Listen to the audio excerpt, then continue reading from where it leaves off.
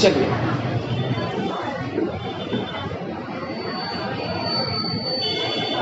शुरू करते हैं, सभी सावधान हो जाइए। नमो अरहंताणं नमो सिद्धाणं नमो वायुर्याणं नमो वज्रायाणं नमो सर्गसावित्रम्।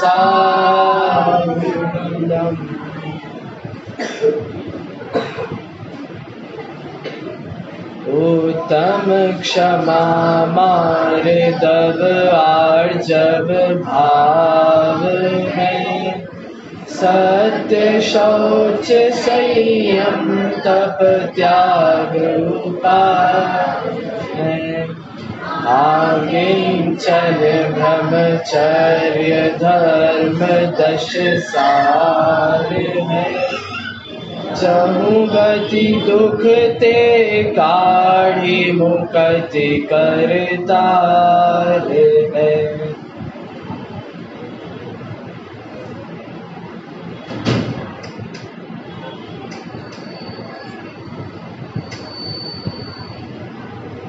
आज किसका दिन है भैया? आज उत्तम आर्जव का दिन है। 2 दिन हो गए हैं चर्चा करते करते, आज तीसरा दिन है हमारी चर्चा को।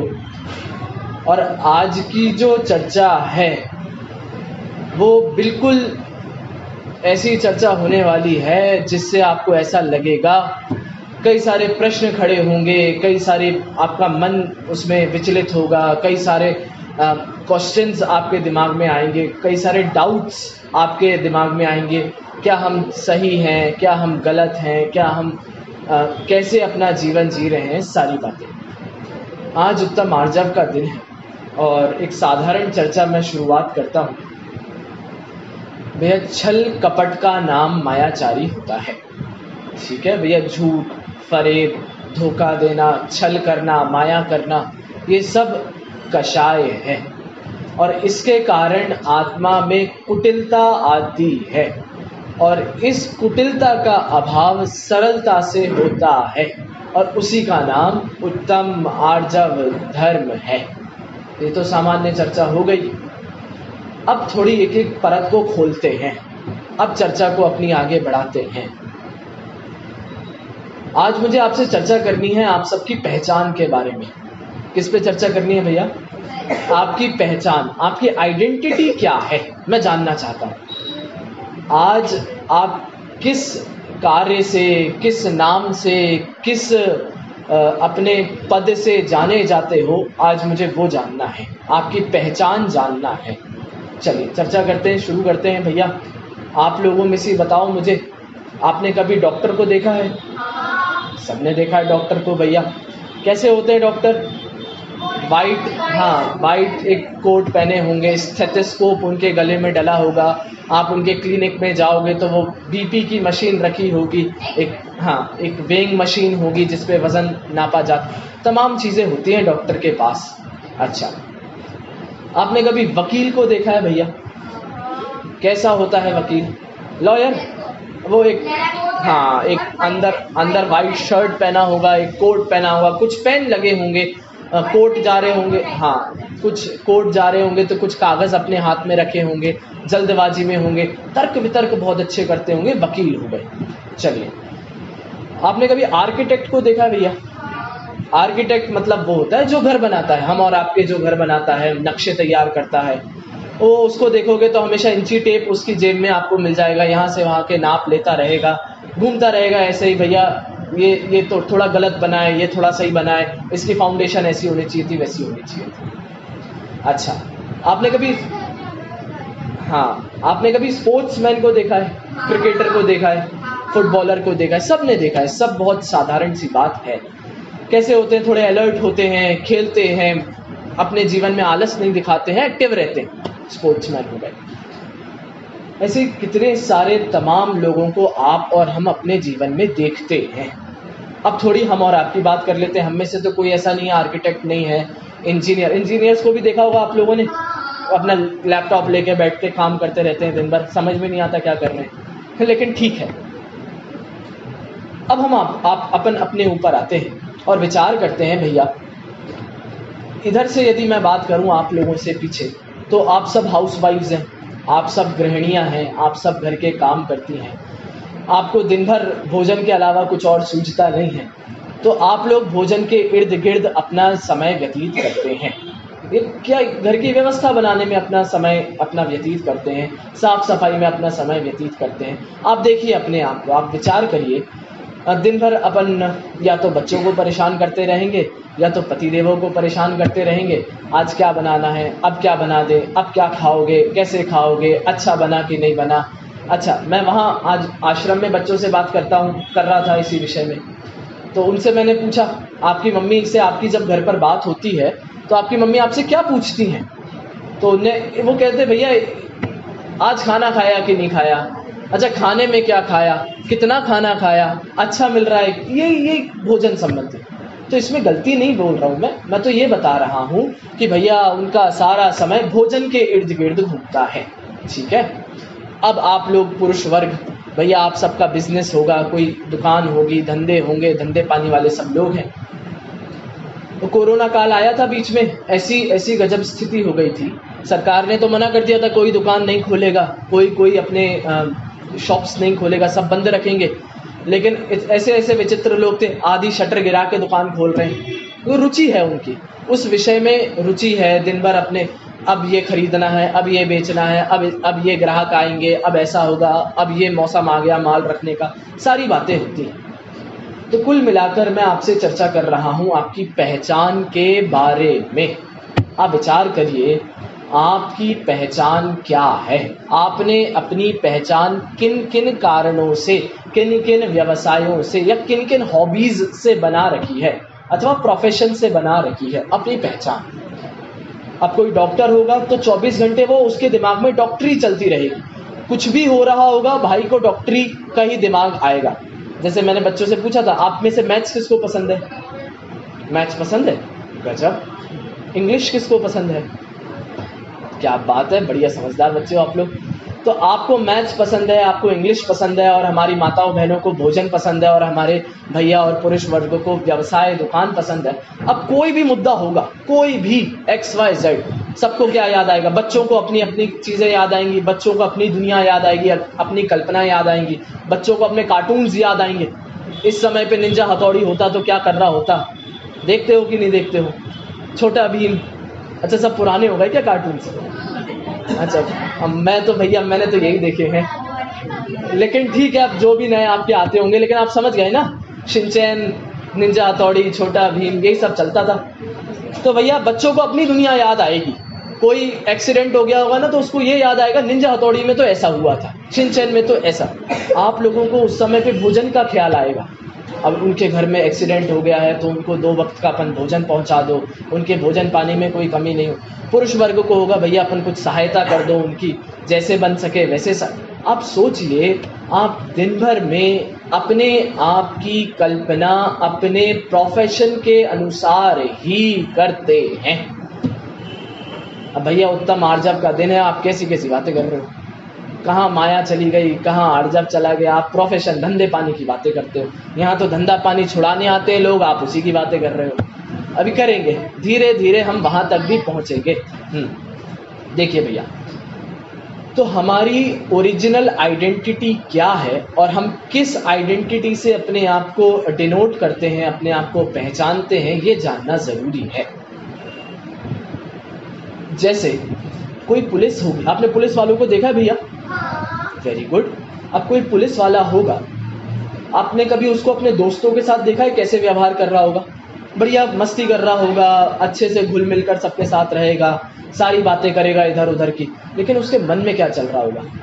कौन सा क्रिमिनल को पकड़ना है, कौन सा केस लड़ना है, अभी मैंने इस कैदी को नहीं पकड़ा तो मेरा प्रमोशन नहीं होगा, ये सब चल रहा है उसके मन में।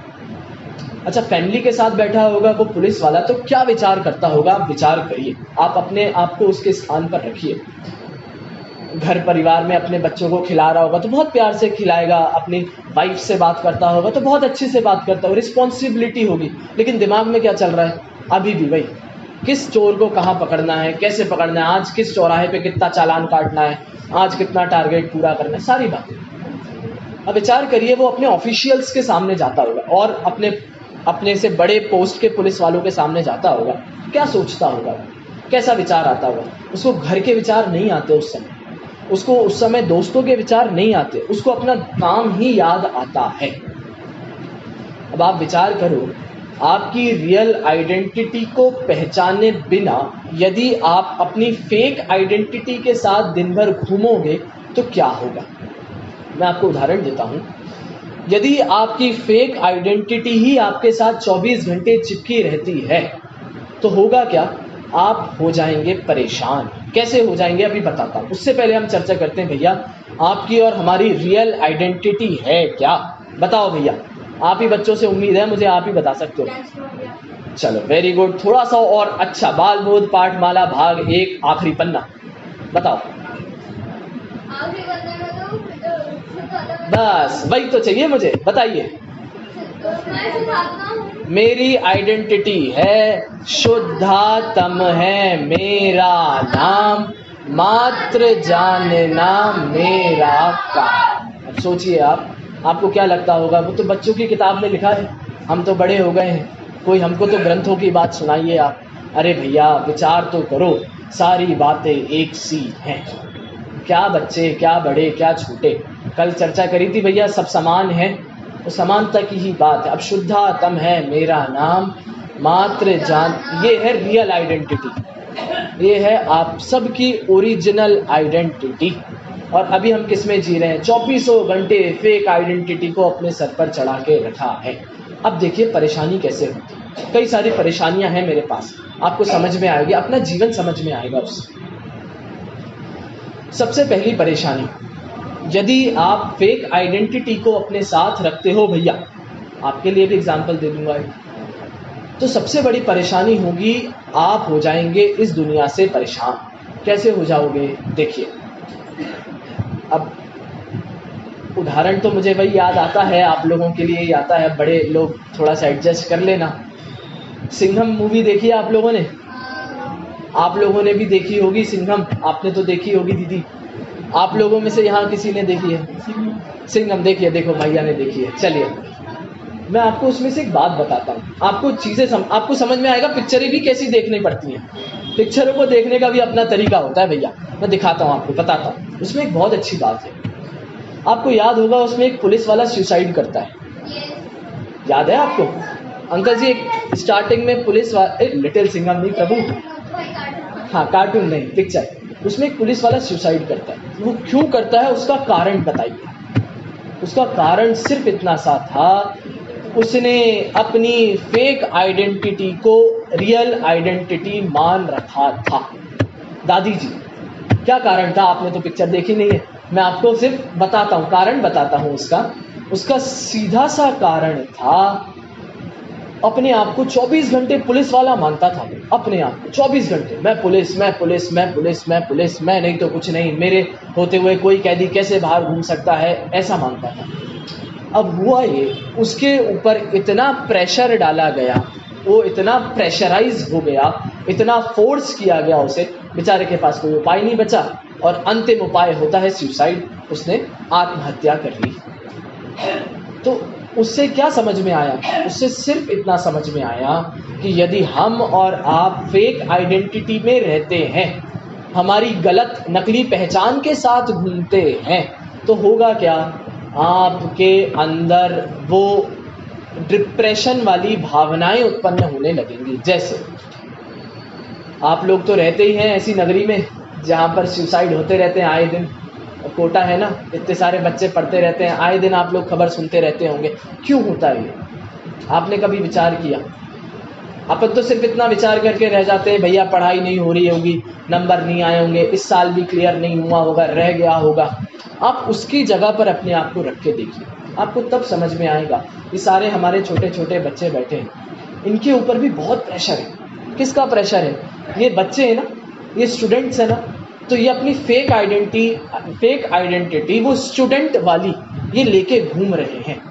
इनको क्या लगता है, हमें क्लास में टॉप करना है, इन्हें क्या लगता है, हमें बहुत अच्छे से पढ़ाई करना है, क्या लगता है, हमें सबसे आगे सबसे एक्टिव स्टूडेंट बन के रहना है।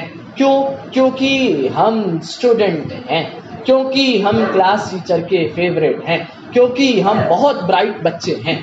होता है कि नहीं होता है? ऐसा आप सब भी विचार करो भैया। हम अपनी समाज में ऐसा बन के घूमते हैं, क्यों? क्योंकि हमारी समाज कुछ तो वैल्यू है, कुछ तो लोग हमें पूछते हैं, तो ये हमारे ऊपर प्रेशर बनाता है। धीरे धीरे ग्रेजुअली हमारे ऊपर प्रेशर बिल्डअप होता जाता है। इसका रिजल्ट क्या निकलता है भैया? अंतिम रिजल्ट तो मैंने आपको बता ही दिया है भैया, सुसाइड करते हैं लोग, सारे लोग। अब उपाय नहीं बचता है ना उनके पास, उनको अपनी फेक आइडेंटिटी में रहते रहते इतना जीवन बीत जाता है कि जिस दिन उनका वास्तविकता से मुकाबला होता है उस दिन वो मिल नहीं पाते अपनी वास्तविकता से, उनमें दम नहीं बचती फेस करने की, लोगों मर जाते हैं। सबसे सरल उपाय लगता है उन्हें मरना। समझ में आया भैया? तो फेक आइडेंटिटी। और जिस दिन आपके पास आपकी रियल आइडेंटिटी है, वो शुद्धात्म है, मेरा नाम मात्र जानना मेरा काम, इसके अलावा कुछ नहीं करना है, उस दिन आपके लिए वो सारी पंक्तियां सही हो जाएंगी। कौन सी सारी पंक्तियां आज सुबह पढ़ी थी भैया आप लोगों ने? मन में होए सो वचन उचरिए, वचन होए सो तन सौ करिए। ये किसके लिए लिखी हैं पंक्तियां? ये उन लोगों के लिए नहीं है जिनकी फेक आइडेंटिटीज हैं। क्यों? क्योंकि उसके मन में तो कुछ चल रहा था, पुलिस वाले के मन में, और फैमिली के साथ बैठकर तो अच्छी अच्छी बातें कर रहा था, तो अपनी फैमिली से भी रिश्वत मांगने लगेगा कल को, फैमिली का भी चालान काटने लगेगा कल को, क्योंकि मन में तो चालान काटना चल रहा है ना उसके, तो फैमिली का भी काटे। समझ में? ऐसा नहीं है। तो इसीलिए वो पंक्तियां उनके लिए नहीं हैं जो अपनी फेक आइडेंटिटी से जीते हैं। पंक्तियां किसके लिए हैं भैया? पंक्तियां उनके लिए हैं जो अपनी रियल आइडेंटिटी के साथ जीते हैं। कौन होते हैं?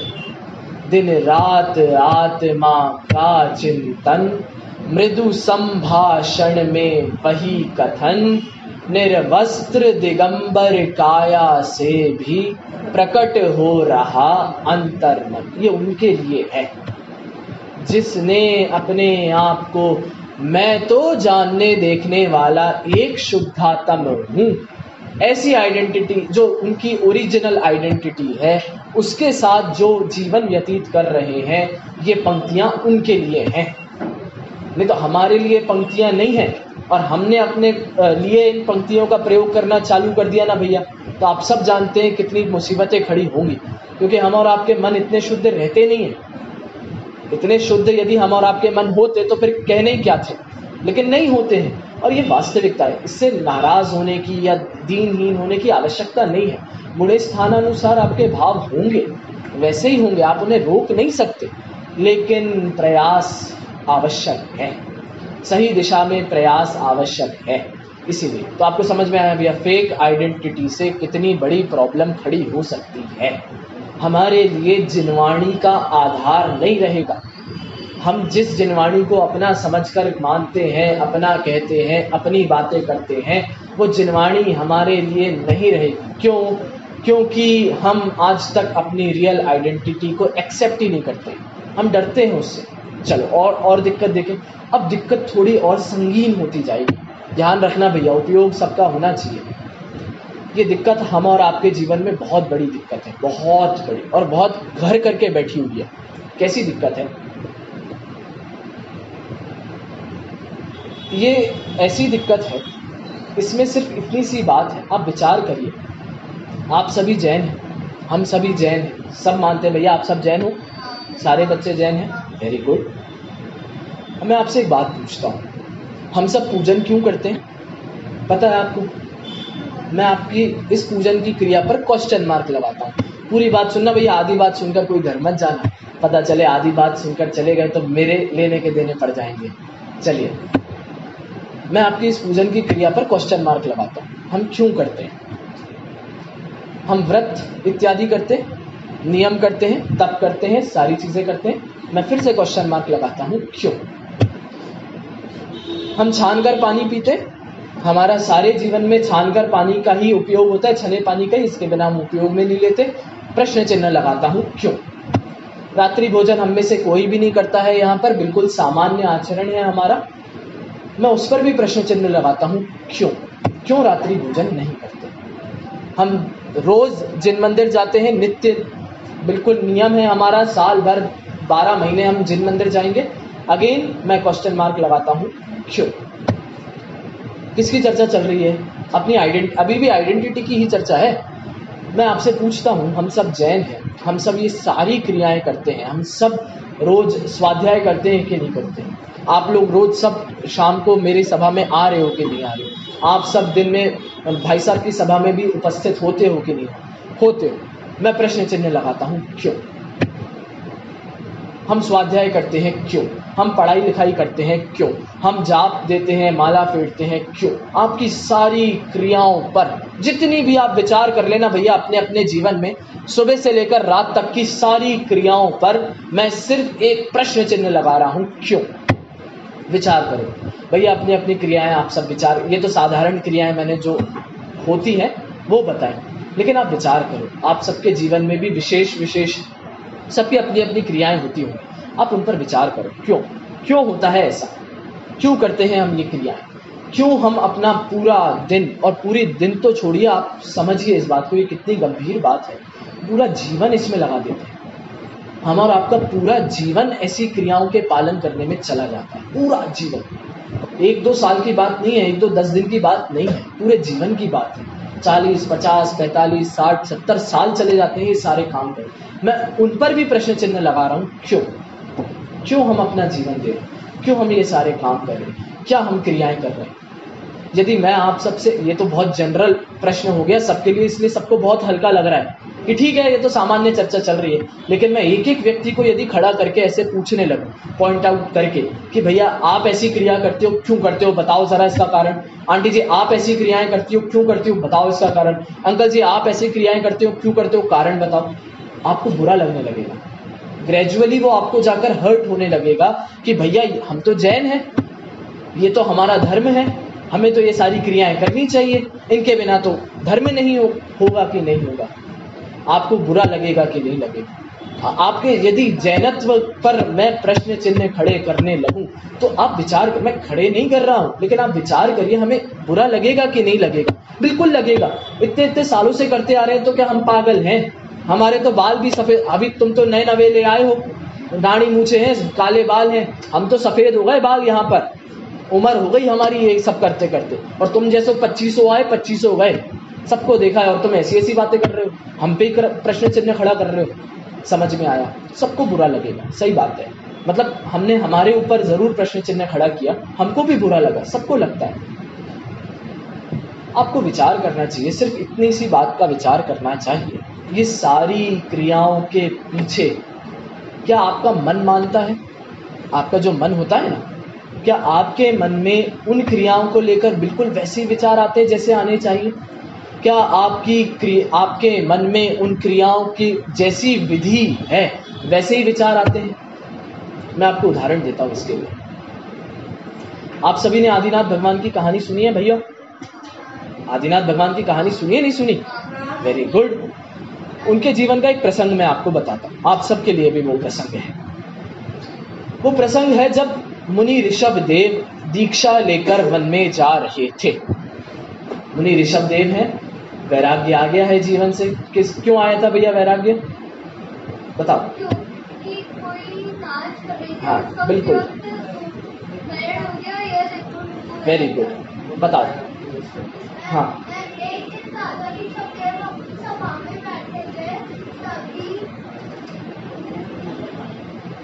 नीलांजना, नीलांजना डांस देखकर, अरे मैं बता रहा हूँ सुन ले। डांस देखकर मतलब नृत्य देखकर वैराग्य नहीं आया था, नृत्य करते करते मृत्यु हो गई, उनकी डेथ हो गई नीलांजना की, तो उनको वो देखकर वैराग्य। चलिए, हाँ वेरी गुड। तो मुझे वो नृत्य की चर्चा नहीं करनी, मुझे तो वैराग्य की चर्चा करनी। वैराग्य आ गया। अब जब ऋषभ देव को वैराग्य आ गया, कल्पना कीजिए उस समय पर कितने लोग उनके साथ दीक्षा लेने गए थे? 4000 राजा।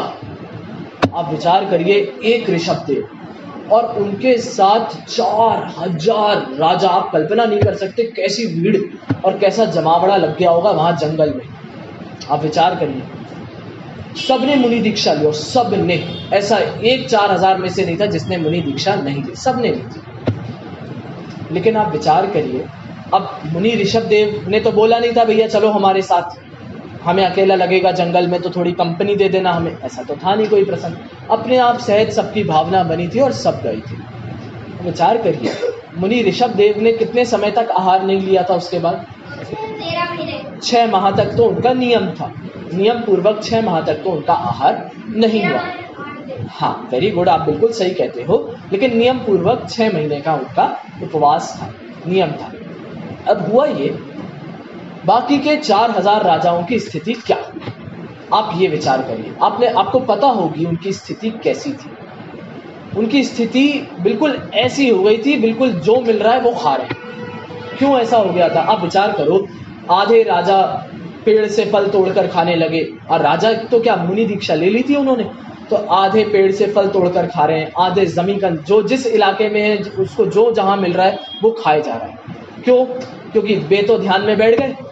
हम उनके पास जाते हैं, भैया हमें भूख लग रही है, आपको तो लग नहीं रही, कुछ उपाय बताओ क्या करें। वे बढ़िया ध्यान में मस्त है, उन्हें कोई लेना देना नहीं। तो अब जिसको जो मिल रहा है सब खाए जा रहे हैं। कोई को जमी कंद मिल रहे हैं, जमी कंद खा रहा है, फूल पत्ती मिल रही है, फूल पत्ती खा रहा है, फल मिल रहे हैं, फल खा रहे हैं। बिल्कुल बिल्कुल छठे काल जैसे तो नहीं, लेकिन फिर भी खा रहे हैं, बस खाए जा रहे हैं, खाए जा रहे हैं। क्यों? अब उनको तो पेट चलाना है ना, उनको तो अपना जीवन चलाना है। बढ़िया, कोई नदी के बाजू में किसी ने दीक्षा ले ली होगी तो नदी में नहाने जा रहे हैं, नदी का जल ग्रहण कर रहे हैं, पी रहे हैं, सारी ऐसी स्थिति हो गई। अच्छा, अब 6 महीने का नियम था आदिनाथ मुनि का, तो 6 महीने में अब ठंड भी आई होगी, तो अब इन्हें ठंड लग रही है। किसे? आदिनाथ को नहीं, बाकी के 4000 को। तो आदि पुराण में यदि आप पढ़ेंगे ना, तो विधिवत 2-2.5 पन्नों में पूरा विस्तार से वर्णन लिखा है कि 4000 राजाओं की स्थिति कैसी हो गई थी। किसी ने पत्तों के कपड़े बना के ओढ़ लिए हैं, कोई गुफाओं में चले गए हैं, किसी ने पत्थर से अपने आप को, मतलब ऐसे बनाकर अपने आप को वहां ढक लिया। सारे प्रकार के तमाम लोग थे, और अंत में क्या करते हैं? अंत में सब कोस रहे हैं, किसको? ऋषभ देव को। सब गालियां दे रहे हैं, किसको? ऋषभ देव को। क्यों? इनके चक्कर में हमें वैराग्य आया था, वे तो चुपचाप बैठे हैं और हम लोगों की कोई चिंता ही नहीं है, कोई फिक्र ही नहीं है, हमारा कोई ध्यान ही नहीं रख रहा। अब ये हंसी मजाक वाली बात नहीं है भैया, ये बहुत गहरी बात है। किसी भी नियम, व्रत, तप, संयम के पीछे के मन में विचार कैसे होने चाहिए, यदि इसका निर्णय आप और हमारा नहीं है तो वो नियम व्रत आपके ज़्यादा लंबे नहीं टिकते हैं। कितने लंबे टिक जाएंगे? कुछ समय तक ही टिकते हैं। अच्छा, बाहर से तो आप करते रहोगे, बिल्कुल करोगे। क्यों? क्योंकि अब दिख रहा है ना सबको दिखने लगे हैं हमारे व्रत, सबको दिखता है हमारा पूरा नियम, तो बाहर से तो करोगे। लेकिन अंदर ही अंदर क्या चल रहा है? अरे यार, अब थक गए हैं, अब नहीं रहा जाता, बस करो, हो गया, अब क्या करें? इसका भी अंतिम उपाय एक ही बचता है। क्या बचता है? या तो अपने आप को कमरे में बंद कर लिया जाता है, अपने आप को गुप्त कर लिया जाता है, और फिर स्वच्छंदी प्रवृत्तियां होती हैं, अन्यथा खत्म कर लो भैया, बस अब नहीं झेला जाता, अब खत्म करो, बस हो गया। तो अब विचार करो ये सब क्यों हुआ? Just because of your fake identity. आप जितने भी कार्य कर रहे थे उनको लेकर आपके मन में वैसे विचार ही नहीं है, और मन में ऐसे विचार नहीं है तो आपके सारे कार्य करना निरर्थक हो जाते हैं। समझ में आया कि नहीं आया? तो ये सारे काम आपकी फेक आइडेंटिटी के चक्कर में खराब होता है भैया। किसकी चर्चा चल रही है? आर्जव धर्म की। मायाचारी तो भैया अभी भी नहीं आई, अभी भी आप फेक आइडेंटिटी लेके घूम रहे हो। अरे भैया, इससे बड़ी मायाचारी और क्या होगी? आप बताइए मुझे, कैसी मायाचारी है? मन में तो आपको विचार ही नहीं है नियमों को लेकर, मन में तो तप को लेकर विचार ही नहीं है, शरीर से कर रहे हैं, बाहर सबके लिए कर रहे हैं, सब देख रहे हैं इसलिए कर रहे हैं। मैं और बताऊं आपको, मायाचारी का और उत्कृष्ट स्वरूप बताऊं आपको? अब भैया घबराना नहीं, कोई परेशान मत होना, और कुछ मेरे बोलने के बाद आप क्रियाएं करना छोड़ना भी मत। मैं क्रियाओं को छोड़ने का कदापि बिल्कुल उपदेश नहीं दे रहा हूं, मैं उनके पीछे के विचारों को विचार करने का उपदेश दे रहा हूं। आप उनकी समझ तो धारण करो, आप क्यों कर रहे हो, क्या कारण है? पीछे से चला आ रहा है इसलिए बस कर रहे हो, तो फिर वो ज्यादा लंबा टिकने नहीं वाला है, अथवा टिकेगा तो आप परेशान होते रहोगे जीवन भर, क्योंकि आपको वो झेलना पड़ेगा, बोझा हो जाएगा आपके। मुनिराजों को कभी देखा है आपने ऐसे परेशान होते हुए? कभी परेशान नहीं होते। क्यों नहीं होते? बोझा नहीं है, जिंदगी है उनकी, जीवन है उनका। अभी वो चर्चा भी करूंगा मैं आपसे। चलिए, तो मैं आपको क्या बता रहा था, मायाचारी की थोड़ी और डीप अंडरस्टैंडिंग आपको बताता हूँ, कैसी होती है हमारे जीवन में, कैसी कैसी होती है। क्योंकि हम किसी क्रिया के पीछे का विचार नहीं करते हैं। पूजन करते हैं हम सभी रोज, पूजन सभी करते होंगे, सभी ने रोज नहीं करते होंगे तो कभी ना कभी तो की होगी पूजन। भैया आप लोग ने भी पूजन करी है नहीं करी है? बिल्कुल करते हो, वेरी गुड। पूजन में अब एक एक छंद का अर्थ तो मैं नहीं करूंगा, लेकिन मैं आपको वही ट्रिक बता देता हूं, आप कर लेना उसके हिसाब से काम अपना।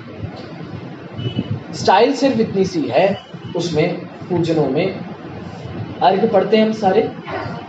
कभी आपने अर्घों पर रुककर विचार किया है? आप जल चढ़ा रहे हैं, बताओ क्यों चढ़ाते हैं जल? नहीं, उसमें क्या लिखा रहता है नीचे? Very good. जन्म जरा मृत्यु विनाशनाय जलम निर्वपामति स्वाहा। सब एक साथ मिलके बोलो स्वाहा, सब चला। अरे मैं तो बता रहा हूँ ऐसा चलता है कि सब एक साथ मिलके बोल रहा है भैया स्वाहा, तो सब स्वाहा कर देते हैं। किसी को समझ में नहीं आता हम कर क्या रहे। बस वो एक कलश से लेकर खाली कलश में हम जल चढ़ा रहे हैं। क्यों चढ़ा रहे हैं हमको नहीं पता। किसी को पता हो तो उतना ही पता होता है कि भैया ये पूजा के 8 द्रव्य होते हैं, इनसे पूजा की जाती है, इधर का उधर किया जाता है, बात खत्म। आप विचार करिए ये मायाचारी हम और आपके जीवन में कितनी गहरी है। आप में से हाथ खड़ा करके बताइए मुझे, कितने ऐसे लोग हैं जो अपने जन्म का नाश करना चाहते हैं? अभी जो तुम जी रहे हो ना, अभी तुमको जो खाने पीने मिल रहा है कल से नहीं मिलेगा, चलेगा? वेरी गुड, यही है सच्चे व्यक्ति। तो समझ में आया? अगली बार से इनके प्रवचन होने चाहिए। आपको तो किसी को बाहर से बुलाने की बिल्कुल आवश्यकता नहीं है भैया, ये तो तैयार हैं आपके सारे बच्चे, बहुत बढ़िया। लेकिन आप विचार करो सीरियस नोट पर कि हमें और आप में से कितने लोग अपने जन्म का अंत चाहते हैं। सब अपने जीवन को बढ़ाने में लगे, सब चाहते हैं हम बच जाएं, सब चाहते हैं हम जिंदा रहें, सब चाहते हैं हम 2-4 अपनी पीढ़ियां और देख कर जाएं। सारी बातें होती हैं सबके घर में, बड़ी बड़ी आप लोगों के घर में दादियां होंगी सबके घरों में, ठीक है? अब इनकी दादियां कोई यहाँ बैठी हो तो भैया बुरा मत मानना, लेकिन फिर भी दादियां तो होंगी सबके घर में। और दादियां आप लोगों से उम्मीद लगाती होंगी जल्दी से पढ़ लिख लो, बड़े हो जाओ, तुम्हारी शादी कर देंगे हम, हमारे आंखों के सामने तुम्हारी बहू आनी चाहिए। सबकी होती है, सबकी ये उम्मीदें होती हैं। पिता लोगों की सारी उम्मीदें होती है भैया बच्चा हमारे सामने बड़ा हो जाए, नौकरी लग जाए, खुद संतुष्ट हो जाए, मतलब फ्री हो जाए, उसके बाद हम चैन से रहें। क्या कर रहे हैं? सबको लंबा जीवन चाहिए है। अब चाहिए तो लंबा जीवन है, और मंदिर में आके जन्म जरा मृत्यु विनाशनाय। अब बताओ इससे बड़ी मायाचारी क्या होगी हम और आपके जीवन में? अब विचार करिए, मतलब बहुत गंभीर विषय है ये, इतना सरलता से आपके हृदय में नहीं उतरेगा, बार बार इस पे चोट मारनी पड़ेगी। आप विचार करिए किसको संसार ताप बुरा लगता है? हम में से किसी को नहीं लगता। सबको पंचेंद्रिय के भोग बहुत अच्छे लगते हैं, सबको स्पर्शन इंद्रिय चाहिए, रसना अच्छा चाहिए, घ्राण चाहिए, चक्षु चाहिए, सबको चाहिए। लेकिन मंदिर में आके सुबह क्या करना है भैया? संसार ताप का विनाश कर दो। किसी को नहीं चाहिए, सिर्फ बोल रहे हैं चाहिए, किसी को नहीं। किसको अक्षय पद चाहिए? अरे मोक्ष किसको चाहिए? हम ऐसे पाठशाला में छोटे छोटे बच्चों से कभी ऐसे चर्चा करते थे कि भैया मोक्ष किसको चाहिए, तो बच्चे सब हाथ खड़ा कर लेते थे, हमको मोक्ष चाहिए। फिर उनसे कहते थे आपको आइसक्रीम नहीं मिलेगी, आपको वहाँ टॉफ़ियाँ नहीं मिलेंगी, आपको वहाँ खाने पीने की चीज़ें नहीं मिलेंगी, आपको वहाँ रिश्तेदार नहीं मिलेंगे, आपको वहाँ कुछ भी नहीं मिलने वाला है।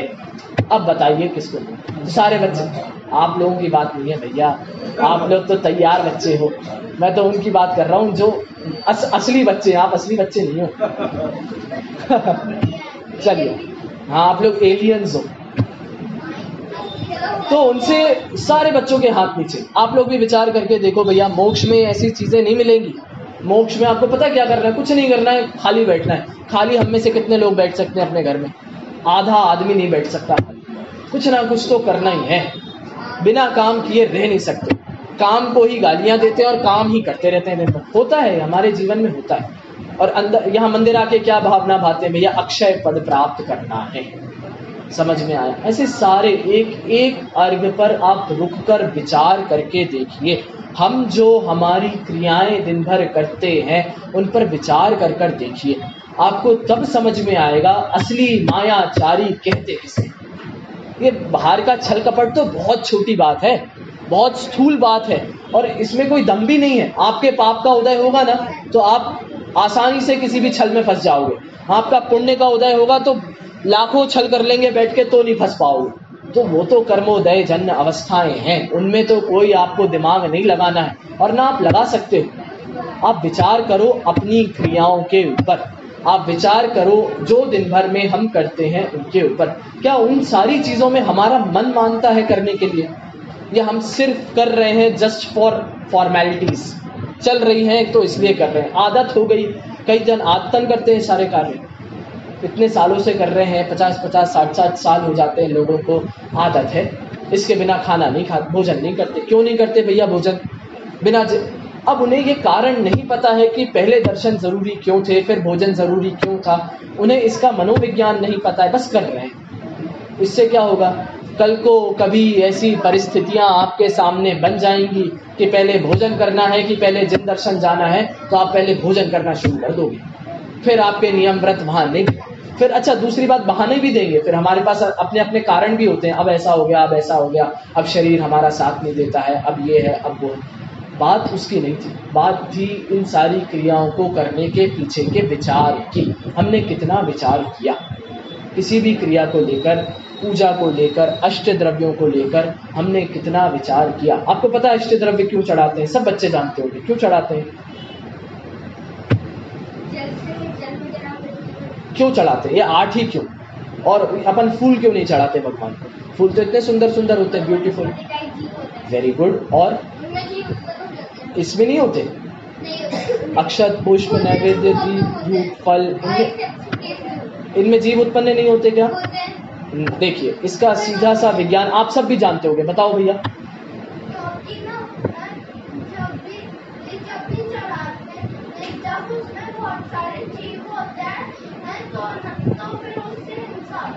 हाँ, इसलिए हम फूल आदि नहीं चढ़ाते। Very good. इसको कहते क्या है इन सारे पदार्थों को? नहीं, अब आप लोग बताइए जरा, ऐसे पदार्थों को कहते क्या? अचित्त द्रव्य है। अचित्त है ना, इससे पुनः धान्य की उत्पत्ति नहीं होगी, जीव की उत्पत्ति नहीं होगी, इसलिए चढ़ाते। सीधा सा विज्ञान है। अब इससे हो क्या रहा है, इससे अब तकलीफें क्या बढ़ रही हैं, अब आप उन पर विचार करिए तो आपको समझ में आएगा। आपने नोटिस किया है आज की यूथ जनरेशन, इनकी बात नहीं कर रहा हूँ मैं, जो थोड़े और बड़े हो गए, जो अब आज बड़े बड़े स्कूल्स में हैं, कॉलेजेस में हैं, अब जो थोड़े बड़े हो गए, ऐसी यूथ जनरेशन मंदिर से क्यों भाग रही है? आपको पता है? ये आपने भी देखा होगा। आजकल के जो युवा वर्ग होता है, जवान होते हैं, मंदिर ही नहीं आना चाहते, कोई कार्य ही नहीं कर रहे हैं, स्वाध्याय नहीं कर रहे हैं, अध्ययन नहीं कर। क्यों? इसके पीछे का कारण क्या है? और हमने क्या प्रयास किए, कहाँ प्रयास किए, आप ये भी विचार करें। हम किस में प्रयास करते हैं भैया? उनको डांटेंगे, उनको कहेंगे, बार बार पीछे पड़ेंगे, मंदिर क्यों नहीं जाता है, मंदिर जाया कर। वो आपसे पता है एक ही प्रश्न पूछेगा हमेशा, क्यों जाऊं, क्या मिल रहा है वहां जाकर, क्या होगा उससे? सबका प्रश्न है ये। और हमारे पास उत्तर होते हैं क्या? कुछ उत्तर नहीं है। हम सिर्फ कह देते हैं भैया पुण्य होगा, धर्म होगा, अच्छी बात है, सब जाते हैं, हमारे दादा बाप दादा सब बचपन से जा रहे हैं, तुम्हें भी जाना है। ये उत्तर नहीं है उसके लिए। ये उसके लिए उत्तर कहाँ से आ रहे हैं? क्योंकि आपने स्वयं कभी इस पर विचार नहीं किया कि आप लोग सब मंदिर क्यों आ रहे हो। आपने स्वयं कभी इस पर विचार नहीं किया कि आप वीतरागी देवशास्त्र गुरु के सामने क्यों झुक रहे हो। ये कोई ऐसी वैसी चीज नहीं है, ये अत्यंत महान है। क्यों है इसका विचार हमने नहीं किया है तो आगे आने वाले बच्चों को कैसे सिखाएंगे, क्या विचार करवाएंगे। आप रटवा सकते हो, आप छोटे छोटे बच्चों को सब रटवा सकते हो, जो रटवाना चाहे वो आपकी सुनेंगे। आप 2 बार आंखें दिखा दोगे वो सब करेंगे आपका काम। लेकिन जैसे जैसे वो बड़े होते जाते हैं और उनकी समझ डेवलप होती जाती है ना, आप विचार, हाँ मैं ऐसी बातें क्यों कर रहा हूँ आपसे, मैं उन सबके बीच में रहता हूँ। मेरी तो वही उम्र है ना अभी, मैं तो सबके बीच में रहता हूँ, मुझे तो सारी चीजें दिखती हैं। कितने ही बच्चे, क्या हो जाएगा ऐसे करने से, क्या हो जाएगा मंदिर जाने से, क्यों जाएं हम मंदिर। इसका उत्तर हमारे पास नहीं है। तो इससे हो क्या रहा है, वो जनरेशन हमारी खराब होती जा रही है। तो भैया मेहनत कहाँ करनी है, उसको डांटने फटकारने में नहीं करनी है, अपने विचारों को सही करने में करनी है। कैसे विचार सही हो, आपको कारण, प्रत्येक क्रिया का कारण है देश काल द्रव्य के हिसाब से। आपको वो देश काल द्रव्य के हिसाब से प्रत्येक क्रिया का कारण विचारना चाहिए। आप कोई भी काम करते हो, आपके देश के अनुकूल हो, आपके काल के अनुकूल हो, आपके भाव के अनुकूल हो, आपके द्रव्य के अनुकूल हो, ये आपको पता होना चाहिए। आपको अपने शरीर का मनोविज्ञान पता होना चाहिए। इसके बिना आप अपना जीवन नहीं व्यतीत कर सकते। नहीं तो आप डॉक्टरों के चक्कर लगाते रहोगे दिन भर। समझ में आया। आप जब तक खुद तैयार नहीं होंगे, आपके जब तक ऐसे विचार उत्पन्न नहीं होंगे कि भैया ये कार्य इसीलिए करना चाहिए। कल मैंने आपको बताया था वीतरागी भगवान, सर्वज्ञ भगवान महान क्यों है। सर्वज्ञ भगवान महान इसलिए नहीं थे क्योंकि पूरी दुनिया को जान रहे थे। सर्वज्ञ भगवान महान इसलिए नहीं थे क्योंकि वो अच्छी अच्छी बातें हमसे कर रहे थे। सर्वज्ञ भगवान महान इसलिए थे क्योंकि वे वीतरागी हैं, क्योंकि वे अपने सारे दोषों को हमारे सामने खोल कर रख रहे हैं। उन्हें बिल्कुल शर्म नहीं आ रही इस बात में, उनने सारी बातें हमसे स्पष्ट कह दी। वो इसलिए महान है। आप दुनिया में ढूंढ के बताओ ऐसा कोई दूसरा व्यक्ति, कोई नहीं मिलेगा।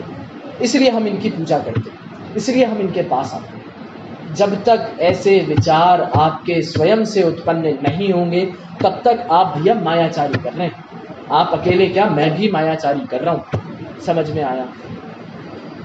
और संगीन मामला, अभी तो मामला थोड़ा कम संगीन था। अभी तक तो हमने पूजन सिख के हिसाब से देखा था कि भैया ऐसे ऐसे मायाचारी हमारे जीवन में होती है। चाहिए किसी को अक्षय पद नहीं है लेकिन बातें सब अक्षय पद की करते हैं। चाहिए किसी को मोक्ष नहीं है लेकिन बातें सब मोक्ष की करते हैं। अब और संगीन मामला होता है और ये आज का अंतिम विषय है जिस पर मुझे मेरी बात चर्चा खत्म करनी है। देखिए भैया, विचार करिए, ये सारी परिस्थितियां कैसे खड़ी हो रही हैं। ये हमारे जीवन में, मंदिर में कुछ और है, बाहर कुछ और है, ये क्यों खड़ा हो रहा है। ऐसी परिस्थितियां, मन में कुछ और चलता है, वचन में कुछ और होता है, ये ऐसी परिस्थितियां खड़ी कैसे होती हैं, क्या कारण है ऐसी परिस्थितियों का। आप विचार करिए, मैं बताता हूं इसका कारण। बस एक कारण है, सुनना भैया ध्यान से। एक कारण है, वो है हमारा दोहरा जीवन। क्या है भैया कारण?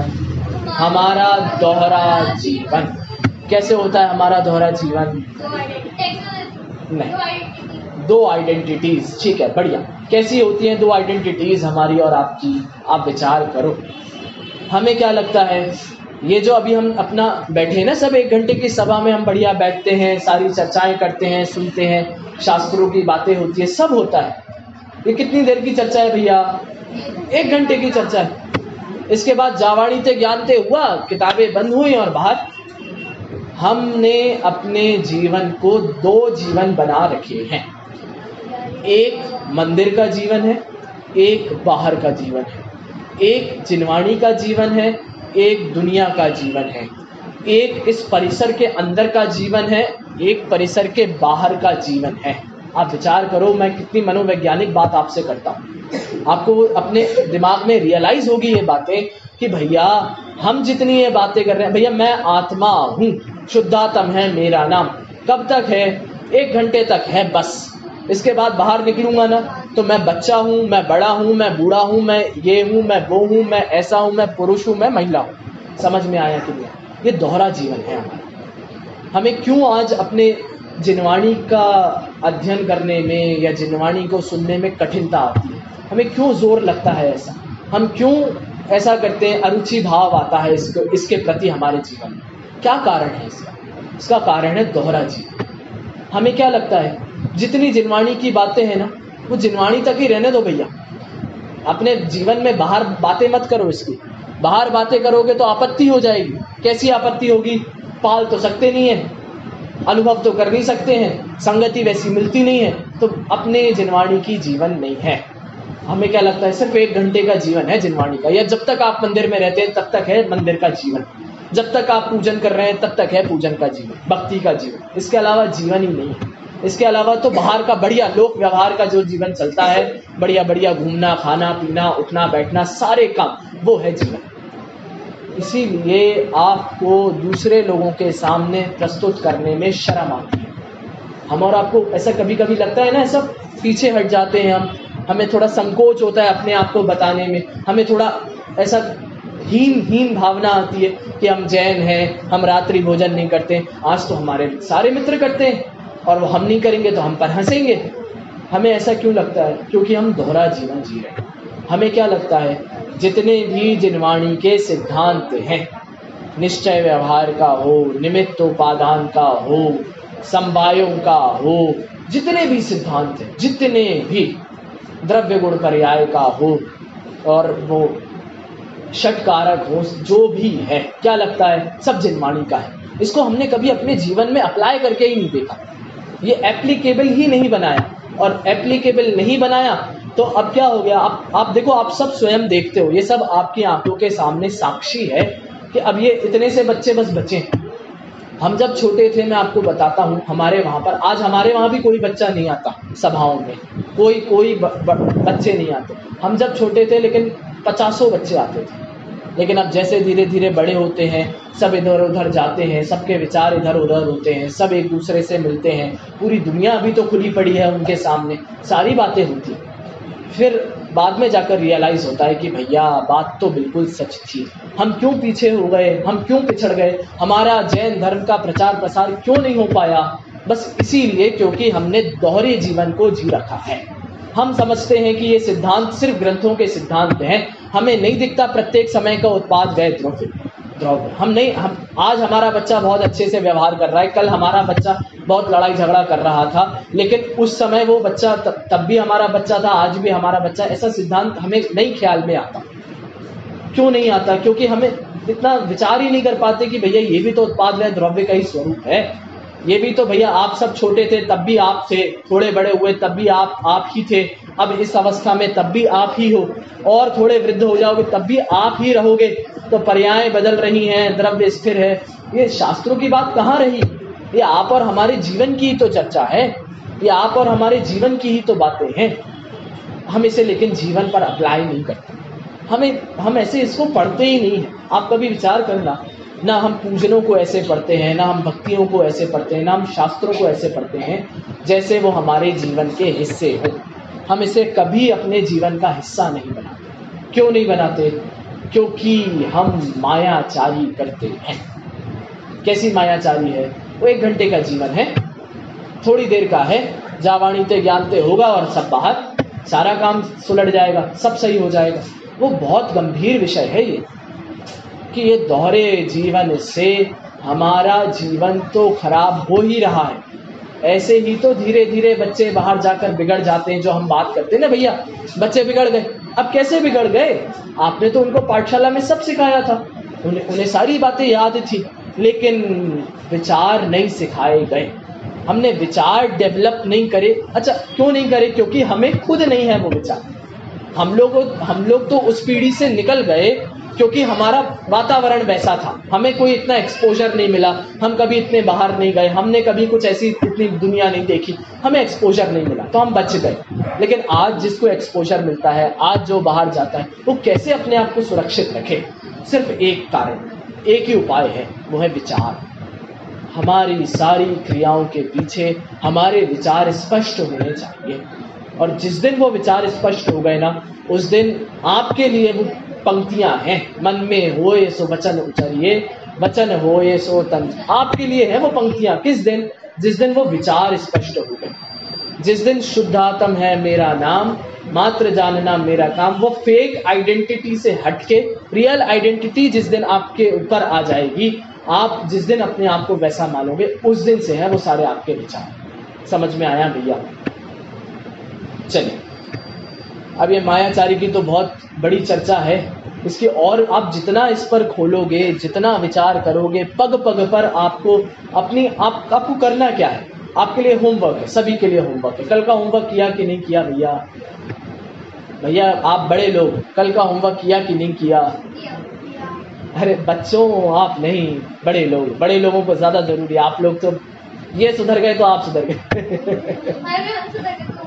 वाह, बहुत बढ़िया। वो बच्चे भी कितने बढ़िया समझदार है, कह रहे हैं हम लोग सुधर गए तो हमारे माता पिता सब सुधर जाएंगे। बहुत अच्छी बात है भाई, बिल्कुल सही कहते हो आप लोग। लेकिन भैया होमवर्क तो यही था कि विचार करना था कि कब कब किन किन परिस्थितियों में हमें क्रोध आ जाता होगा।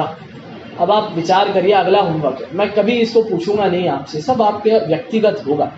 सम्यक दर्शन व्यक्तिगत क्रिया है भैया, सामूहिक क्रिया नहीं है भैया। दो चार को साथ में लेके करेंगे ऐसा नहीं, सबकी व्यक्तिगत है, सबके अपने अपने व्यक्तिगत विचार होते हैं।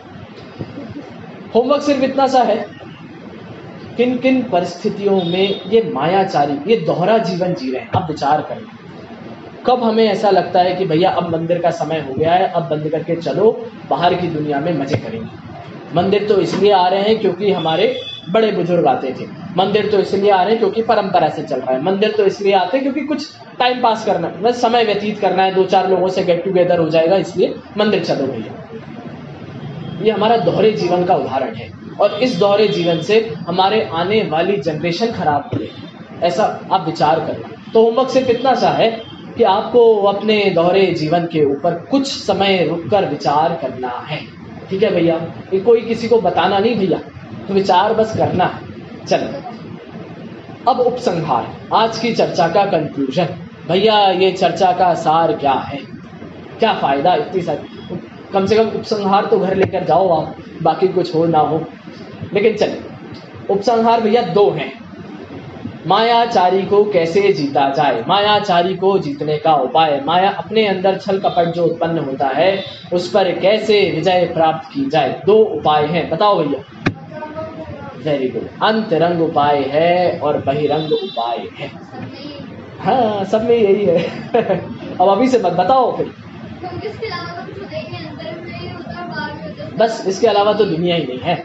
आपकी सारी क्रियाएं बहिरंग क्रियाएं हैं। उनका जिस दिन अंतरंग से आधार आपको मिल जाएगा, आप भगवान बन जाएंगे, और जिस दिन मतलब जब तक आधार नहीं मिलेगा आप जीवन भर घूमते रहेंगे। समझ में आए? चलिए, उपाय, अंतरंग उपाय। अंतरंग उपाय भी भैया अब याद कर लेना आप लोग। 2 दिन से तो हो गया है, तीसरे दिन भी सेम ही उपाय है। ज्ञान आत्मा का गुण था कि नहीं था? दर्शन आत्मा का गुण था, अभी भी है। क्षमा आत्मा का गुण है कि नहीं है? मार्दव आत्मा का गुण है। ऐसे ही आर्जव आत्मा का गुण है कि नहीं? Very good. आर्जव स्वभावी आत्मा के आश्रय से फिर क्या होगा? छल कपट जब उत्पन्न नहीं होगा तब उत्तम मार्जव धर्म प्रकट हो जाएगा। याद हो गई परिभाषा? बहुत सरल है। क्रोध के लिए क्रोध लगाना है, मान के लिए मान, माया के लिए माया। ठीक है? और जो धर्म हो वैसे वैसे लगा देना। क्षमा स्वभावी आत्मा के आश्रय से, मार्दव स्वभावी आत्मा के आश्रय से, आर्जव स्वभाव। इतना सरल है। लेकिन ये इतना सरल होने के साथ साथ गंभीर भी है भैया। एक एक गुण का विचार करना पड़ेगा आपको। चलिए, आत्मा का जैसा स्वरूप, सरलता है ना। आर्जव का मतलब सरलता होती है ना। तो सरलता किस में होती है भैया? कॉम्प्लेक्सिटी में होती है कि सिंप्लिसिटी में होती है? सिंप्लिसिटी में होती है। तो जैसा वस्तु का स्वभाव है वैसा मान लो। इससे ज्यादा सिंपल और क्या हो सकता है? कॉम्प्लेक्स तो कब होता है? अब स्वभाव तो कुछ और था, करना कुछ और है। स्वभाव तो ये था कि आप किसी का कुछ कर नहीं सकते और करने लगे हो, ये कॉम्प्लेक्सिटी। तो सिंप्लिसिटी मतलब जिस वस्तु का जैसा जो स्वभाव है, आत्मा का जैसा जो स्वभाव है, जानने देखने वाला जो स्वभाव है, उसको एक्सेप्ट एज इट इज, उसको बस एक्सेप्ट करना है। हो गया, अंतरंग उपाय हो गया भैया। 2 उपाय थे, अंतरंग हो गए। अब बात करते हैं बहिरंग उपाय की। बहिरंग भी एकमात्र उपाय। कल मार्दव के लिए बहिरंग उपाय क्या था? बताइए, आप में से बताइए, मार्दव के लिए बहिरंग उपाय क्या था? अरे मार्दव माने क्या होता था? मान, मतलब मान के अभाव में मार्दव होता था। तो क्या उपाय हो सकता था मान के लिए? हाँ, विनय। विनय थी कि नहीं थी? विनय की चर्चा अपन ने करी थी कल थोड़ी देर। ऐसे ही आर्जव के लिए एक बहिरंग उपाय है जिससे आर्जव उत्पन्न नहीं, मायाचारी उत्पन्न नहीं होगी। क्या है वो उपाय? एक ही उपाय है, वो है समर्पण। क्या उपाय है? डेडिकेशन, डिवोशन, समर्पण। समर्पण एकमात्र उपाय है जिससे सरलता आती है। बताइए, फिर से आपके लिए प्रश्न है, इस पृथ्वी पर सबसे ज्यादा समर्पित व्यक्ति कौन है? थोड़ा और ऊपर जाइए। अरहंत परमेष्ठी, सबसे ज्यादा, हाँ भगवान, सबसे ज्यादा समर्पित व्यक्ति को यदि ढूंढने जाओगे तो आपको अरहंत परमेष्ठी के अलावा कोई नहीं मिलेगा। क्यों है भैया समर्पित? जिस जगह समर्पण चाहिए था उन्होंने उसी जगह पर अपना समर्पण दिया है। इसलिए उत्तम आर्जव के धनी तो वे हैं, असली धनी तो वे हैं। समझ में आया? अब विचार करना, जिस भी कार्य को लेकर आपका यदि समर्पण होता है, आपका यदि डिवोशन, डेडिकेशन किसी भी कार्य के लिए होता है, आप उसमें कभी गलती नहीं करते, आप उसमें कभी अपने गलत परिणाम नहीं करते, आप उसमें कभी मायाचारी नहीं करते। तो इसीलिए समर्पण ही एकमात्र उपाय है सरलता के लिए। समझ में आया? सामने वाले की सरलता से आप सरलता नहीं सीख सकते, आपको स्वयं समर्पित बनना पड़ेगा। देव शास्त्र, गुरु के प्रति, अपने प्रति, सबसे बड़ी बात है अपने प्रति। जिस दिन आप अपने प्रति समर्पित बन जाएंगे, आपको ये सारी बातें रियलाइज होंगी कि समर्पित होने के कारण मैं छल कपट नहीं कर रहा हूँ। आज हम समर्पित नहीं होते हैं तो ये मायाचारी खड़ी होती है, क्योंकि हमें तो भैया काम करके देना है, जैसे बने तैसे। मतलब हमने तो देखा है कितने सारे ऐसे इंजीनियर होते हैं, इंजीनियर को ही देखा है हमने, तो उनकी नौकरी है, अब उनकी नौकरी है, उनको टास्क मिलते हैं भैया दिन दिन के, ऐसे डेली टास्क करने हैं। अब कोई बीमार है तो किसी ने दूसरे से अपना टास्क करवा लिया और अपना नाम चिपका के दे दिया, या कोई बहाना मार दिया, कभी कुछ ऊपर नीचे कर दिया, या कैसे भी उसने काम को आगे टाल दिया, कुल मिलाकर टाल दिया। क्यों करा उसने ऐसा? क्योंकि वो समर्पित नहीं है, वो अपने काम के प्रति उसका डेडिकेशन नहीं है। जिस दिन वो समर्पण आ गया, उस दिन वो अपनी प्रतिकूलताओं को नहीं गिनेगा, उस दिन वो अपनी शरीर की अवस्था को नहीं गिनेगा। उसको तो करना है, मतलब करना है। आप विचार करिए ना, मुनिराजों में अपने प्रति समर्पण होता है कि नहीं होता है? होता है। तो कितनी ही प्रतिकूलताएं क्यों ना आ जाएं, वे अपना काम छोड़ते कि नहीं छोड़ते? आपने वादिराज मुनि की कहानी सुनी है भैया? वादिराज मुनिराज की कहानी सुनी है कि नहीं सुनी है? कौन थे वादिराज मुनिराज? आपने सुनी है कि नहीं सुनी? ऐसे मुनिराज थे जिन्हें कोढ़ हो गया था, कुष्ठ रोग हो गया था। अब बताइए, विचार करिए, ऐसी प्रतिकूलता में क्या उन्होंने अपना समर्पण छोड़ा? ऐसी परिस्थिति में क्या उन्होंने अपना डेडिकेशन, डिवोशन छोड़ा? नहीं छोड़ा। फिर वो प्रतिकूलताएं उनके सामने कुछ नहीं होती हैं। इसीलिए अब विचार करो ना, कितना बड़ा मनोविज्ञान है।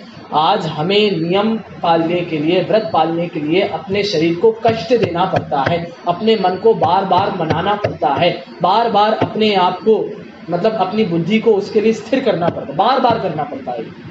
मुनिराजों को क्या करना पड़ता है? कुछ नहीं, सब सहज हो रहा है, सब सहज। इस सहजता का आधार क्या है? एक ही है, डिवोशन, एक ही है, डेडिकेशन, समर्पण। सहजता का एकमात्र आधार है समर्पण। यदि सरलता और सहजता हमें अपने जीवन में चाहिए है तो वो समर्पण होना चाहिए, सबके प्रति ऐसा समर्पण होना चाहिए। समझ में आया कि नहीं आया? चर्चा बहुत सरल है, चर्चा बिल्कुल कठिन नहीं है, लेकिन ये जो चर्चा है ये उपयोगी बहुत है। एक तो दोहरे जीवन वाली चर्चा और समर्पण की चर्चा। जिस दिन हमारा दोहरे जीवन से हटके एक ही जीवन हो जाएगा, ये किस दिन होगा? जिस दिन हमारा समर्पण होगा हमारे शास्त्रों के प्रति, देव के प्रति, गुरु के प्रति और अपनी आत्मा के प्रति। तो भैया इसी भावना से कि आप सब अपने प्रति समर्पित हों, इसी भावना से आज की चर्चा को विराम देते हैं। हाँ एक